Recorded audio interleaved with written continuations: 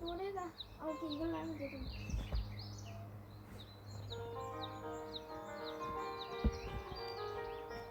글 엄해수 그림 박채민 어린이 세상을 만든 선구자 방정환 꼬마 이야기꾼 입장료는 가져왔지. 여기 성냥 10개비야. 나도 여기 가져왔어. 집은 금방 아이들로 북적거렸습니다. 방정환이 성냥 10개비씩을 받고 환등을 상영한다는 소문이 나자 동네 아이들이 몰려든 것입니다. 방정환은 사촌 동생에게 표를 받게 하고 자기는 얼른 환등 상영을 준비했습니다. 어느새 대청마루를 가득 채운 아이들이 서로 좋은 자리를 찾으려다 엉덩이를 밀어댔습니다. 야, 너 뒤통수 때문에 앞이 하나도 안 보이잖아. 저리 좀 비켜. 나를 좀 보자. 아이들은 어미새를 기다리는 아기 새처럼 고개를 빼고 환등기를 바라보았습니다. 어른들이 들려주는 옛 이야기 말고는 별다른 이야기를 듣지 못한 아이들에게 환등 상영은 꿈같이 신기한 일이 아닐 수 없었습니다. 방정환이 축적 그린 그림을 환등기에 넣자 환한 벽에 그림이 비쳤습니다. 막자짓거란 아이들도 순식간에 조용해졌습니다. 그러자 방정환은 그림에 맞춰 변사처럼 해석을 하기 시작했습니다. 방정환이 어찌나 구수하게 이야기를 엮어대든지 아이들은 어느새 이야기 속으로 빠져들어 눈을 반짝였습니다. 10살밖에 안 된 아이의 말솜씨라고는 믿어지지 않는 재미있는 이야기와 나타났다 사라지고 또 나타났다가 사라지는 알록달록한 환등 그림은 아이들을 상상의 나라로 이끌었습니다. 방정환은 어떻게 이런 귀한 환등기를 갖게 되었을까요? 똘똘하고 그림 그리기를 좋아하는 방정환을 보고 양자로 삼고 싶어 하던 화가가 있었습니다. 그러나 방정환이 외아들이란 양자로 삼을 수 없게 되자 아쉬운 마음에 환등기를 한 대 선물했어요. 방정환에게 최고의 선물이 된 셈이지요. 아이들이 너무 많이 와서 하지만 환등을 상영하던 즐거운 나날은 그리 오래가지 못했습니다. 어느 날 아이들이 너무 많이 와서 장독대까지 올라서서 환등을 보다가 그만 장독을 깨트리고 말았거든요. 정환아, 환등놀이 그만두어라. 이러다가 집안 살림이 남아나지 않겠구나. 고모님의 말씀에 방정환은 환등 상영을 그만두어야 했습니다. 사실 방정환이 환등을 상영하던 곳은 방정환의 집이 아니라 고모 댁이었거든요. 방정환의 집은 방정환네는 가난하고 집이 비좁은지라 아이들이 모여들 만한 공간이 없었습니다. 그래서 방정환의 고모 댁에 가서 공부를 하고 놀이도 했던 것입니다. 본래 방정환의 집은 동네에서 큰 싸전을 하는 부잣집이었어요. 커다란 기와집 2채를 터서 살 정도로 큰 부자였지요. 근데 할아버지가 하던 사업이 실패하면서 하루아침에 빈털터리가 되고 말았습니다. 집과 세간은 모두 빚쟁이에게 넘어가고 방정환의 가족은 갑자기 거지로 낳게 되었습니다. 방정환네는 밥그릇 몇 개와 이부자리만 가지고 사직고원 뒤에 있는 다 쓰러져가는 초가집으로 이사를 갔습니다. 이제 할아버지와 아버지는 품을 팔려 다녔습니다. 아버지는 인쇄소에 다녔는데 제때 월급을 받지 못해서 늘 허덕였지요. 그뿐 아니라 어머니의 병도 점점 심해졌습니다. 집안이 망가져 속이 상해서 난 병이었지만 약 한 첩 제대로 써보지 못했기 때문입니다. 살림은 쪼들린 대로 쪼들렸어요. 쌀이 떨어지는 날도 많았습니다. 결국 나이 어린 방정환이 친척집으로 쌀을 꾸려가야 했습니다. 쌀다루를 들고 하루는 이 집 하루는 저 집 가서 아쉬운 소리를 하는 것은 너무나 부끄럽고 힘든 일이었습니다.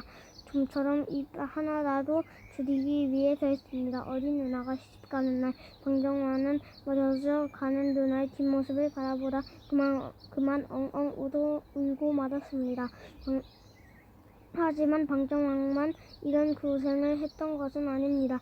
그 무렵 같은 동네에 산 아이들은 대개 방정환과 비슷한 처지였습니다. 배를 골고 쌀을 꾸려 다니는 일은 허다했지요. 또 비가 오나 눈이 오나 집에서 멀리 떨어진 우물에 가서 물을 길러와야 했습니다. 학교에 다니지 못하고 일을 하는 아이들도 많았습니다.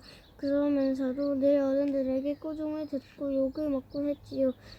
공부를 썩 잘했던 방정환도 상급 학교에 진학하지 못했습니다. 아버지는 외아들을 상급 학교에 보내지 못하는 게 안타까웠습니다. 그러나 방정환은 슬픈 기색 하나 없이 이렇게 말했습니다.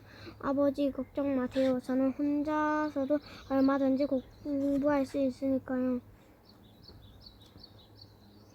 민족의 현실에 눈뜨고 방정환은 한동안 집안일을 돕다가 선린상업학교에 들어갔습니다. 집안의 가업을 이어받아 장사하기를 바라는 아버지 때문이었지요. 하지만 2학년을 마치지도 못하고 학교를 그만두고 말았습니다. 학비를 대기가 힘겨웠기 때문입니다. 게다가 방정환은 상업 공부보다 문학에 관심이 더 많았습니다.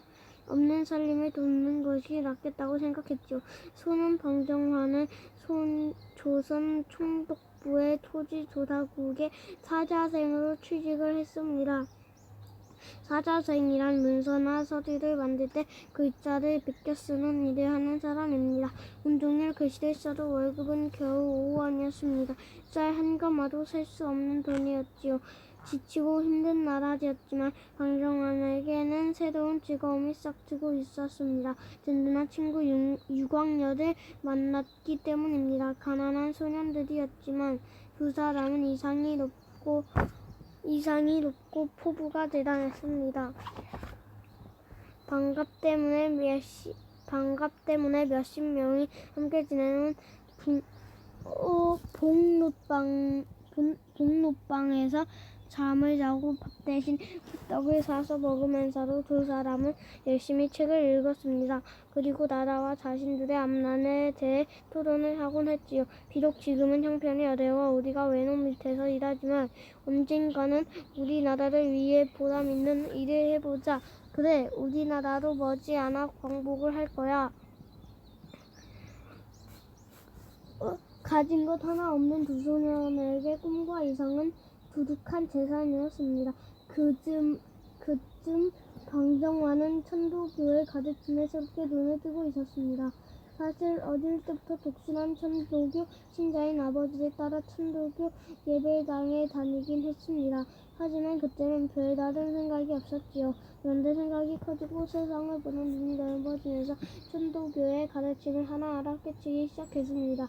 천도교에 다는 사람이 하늘이다 라고 가르쳤습니다. 신분이 높든 낮든 남자든 여자든 어른이든 아이든 모두 똑같이 귀한 사람이라고 했지요. 방정환은 천도교의 이런 생각이 좀 더 나은 세상을 만들 것이라는 희망을 품었습니다. 방정환은 천도교의 가르침을 널리 알리고 실천하는 데 누구보다 열심히 했습니다. 천도교의 어른들은 이런 방정환을 눈여겨보았습니다. 그러다 손병희 선생의 뜻에 따라 보성 전문학교에 들어가 다시 공부도 시작할 수 있었습니다. 방정환의 꿈과 이상은 더욱 커져갔습니다. 방정환이 20살이 된 1919년 3월 1일 운동이 일어났습니다. 온 민족이 거리로 나와 일본의 지배를 맞서 우리나라의 독립을 외치며 만세를 불렀습니다. 그리고 독립선언서를 발표하여 우리나라의 우리나라가 독립군임을 전 세계에게 알렸습니다. 그러자 일본은 눈에 불을 켜고 독립운동을 하는 사람들을 잡아들였습니다. 방정환이 다니던 보상 전문 학교의 교장 육인선도 독립신문의 사장이라는 이유로 일본 경찰에 체포되었습니다. 독립신문에 우리나라의 독립선언에 대한 기사를 실었기 때문입니다. 그러자 방정환이 대신 책임자가 되어 비밀리에 독립신문을 계속 발행하기로 했습니다. 일본의 감시가 너무 심해 독립운동에 대한 정보를 얻기가 쉽지 않았습니다. 그래도 외국 선교사들에게서 나라 밖의 소식을 얻어오고 여러 학생들이 발품을 팔아 나라 안의 소식을 모았습니다. 이렇게 온갖 고생 끝에 다시 독립신문을 낸 지석 달이 지났습니다. 그러던 어느 날 방정환이 집에 갑자기 형사들이 들이닥쳤습니다. 다 알고 왔다. 신문 만드는 등사기가 어디 두었나. 등사기라뇨? 무슨 말씀이요? 듣도 보도 못했소. 형사들은 방정환을 경찰서로 끌고 가 무지개 고문했습니다. 하지만 방정환은 모른다는 말만 되풀었습니다. 형사들은 들이닥치기 전에 등사기와 인쇄된 신문을 우물 속에 집어넣고 시침을 딱 뗀 것이지요. 증거물도 없고 방정환이 자백하지도 않자 경찰은 일주일 만에 방정환을 풀어줄 수밖에 없었습니다. 방정환이 경찰서에서 풀려나긴 했지만 일본 경찰은 방정환의 일거수일투족을 감시했습니다. 하지만 그보다 방정환을 더욱 괴롭히게 한 것은 우리 조국의 현실이었어요. 3월 1일 운동 때 수많은 사람들이 나라의 독립을 위해 온몸을 던졌지만 그 뜻을 이루지 못했기 때문입니다. 아, 힘이 없으면 좋은 뜻이 있어도 이루기가 힘들구나. 그래, 힘을 기르자. 우리나라가 독립할 방법이 무엇인지 찾아보자. 방정환은 일본의 배에 몸을 실었습니다. 일본은 우리나라보다 감시가 덜 할 뿐만 아니라 서양 문물이 많이 들어와 있거든요. 도쿄에 도착한 방정환은 학교 근처의 하숙집을 잡고 도쿄도요대학을 다니며 아동문화와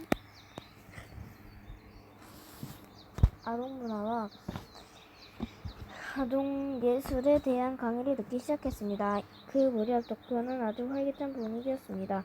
1850년대 이후 일본에서는 서양을 배우자는 생각이 널리 퍼져 서양이 다양한 책을 들여왔습니다.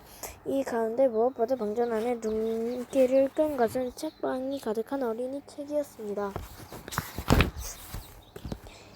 안데르센 동화지, 그린 동화지, 오스카 와일드 동화지, 아라비안 나이트 등 유명한 동화가 서점에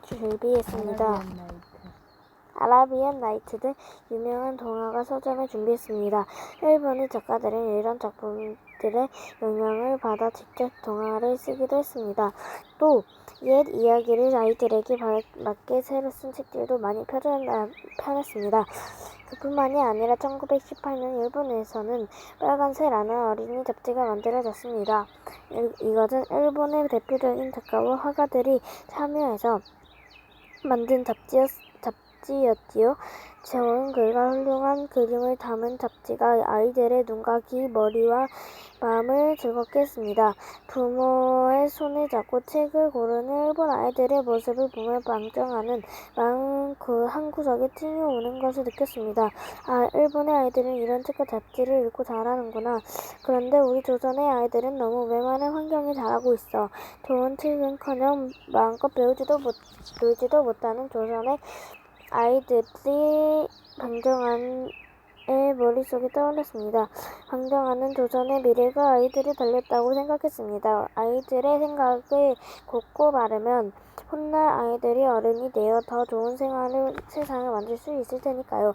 방정환이 아이들을 위한 소년운동, 즉 아이들을 소중한 사람으로 대하면 참되게 키우는 운동을 해야겠다고 결심했습니다. 방정환은 이런 생각으로